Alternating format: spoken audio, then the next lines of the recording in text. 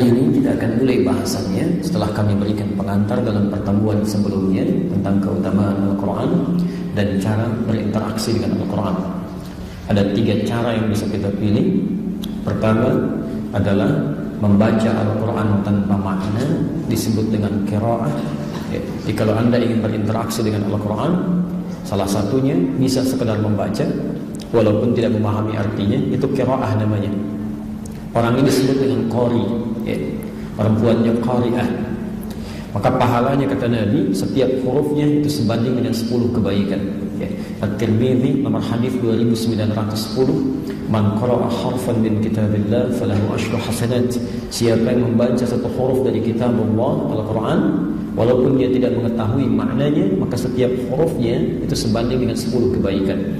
Walam aqul alif lam mim harfun, saya tidak katakan alif lam satu huruf, walakin alifun harfun, tapi alifnya satu huruf, lamun harfun, lamnya satu huruf, wa mimun harfun, mimnya satu huruf. Wa likulli harfin asyru hasanat, setiap hurufnya 10 kebaikan.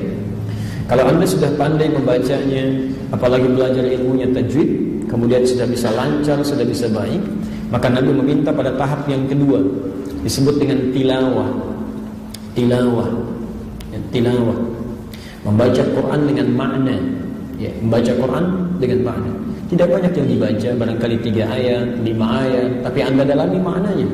Anda amalkan dalam kehidupan, Masya Allah, itu pahalanya luar biasa. Luar biasa pahalanya. Anda temukan misalnya di hadis Muslim nomor hadis 2010, Nabi menyampaikan, majtama'a qaumun fi baitin min buyutillah, tidak akan pernah didapati sekelompok orang berkumpul di salah satu rumah Allah, yatluna kitab Allah, mereka bertilawah Al-Quran. Dia bukan qiraah, dia membahas satu ayat, dia tafsirkan, dia pahami, kemudian dia coba untuk amalkan. Wa yatadarasunahu fima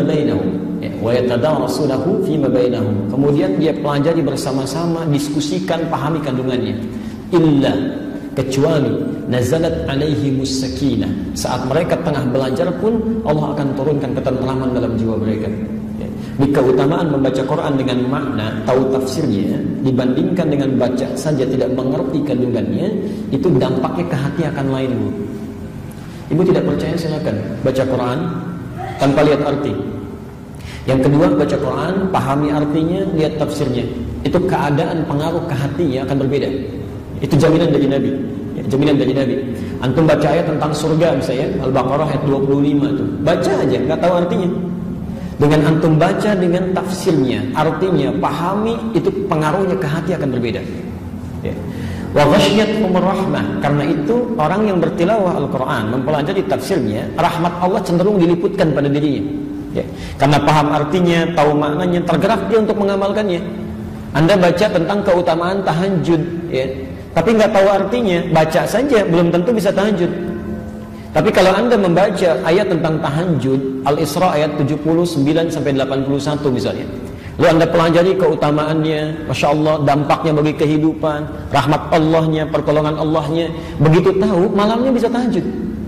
Di lain dampaknya, Dan Masya Allah, ghasyiyatuhumur rahmah wa haffathumul malaikah. Orang-orang yang belajar tafsir tilawah Quran, itu tanpa dia sadari, malaikat itu berkerumun ikut bergabung. Barangkali sementara kelihatan kosong, sepi, dalam pandangan kita, tapi dalam pandangan Allah tidak. Khusus untuk tilawah, itu malaikat ikut bergabung. Dia ada yang mendoakan, mengaminkan doa, memohonkan ampunan kepada Allah. Dan yang terakhir, ini Masya Allah, wa dzakarahumullahu fi man 'indah. Orang ini sepanjang belajar akan disanjung oleh Allah sampai selesai pelajarannya. Sanjung-sanjung dia. Pelajaran lain belum tentu. Hadis sahih, hadis Muslim nomor hadis 2010. Itu ilmunya disebut dengan tafsir, metode pelajarannya disebut dengan tilawah. Yang terakhir disebut dengan tahfidz. Ini puncaknya. Sudah paham isinya, sudah mengerti cara mengamalkannya, lalu supaya jadi petunjuk dalam kehidupannya, kalau bawa-bawa mushaf kemana-mana, tidak sempat di setiap tempat dibawa. Mau ke kantor tidak harus selalu bawa mushaf. Antum naik kendaraan belum tentu bisa pegang, kan? Allah tawarkan cara yang ketiga. Kami mudahkan untuk menghafalkan isi mushafnya sehingga bisa dibawa kemanapun, dihadirkan kapanpun. Maka dijaminlah 4 kali dalam Al-Quran, surah ke-54 ayat 17, ayat 22, ayat 32, ayat 40.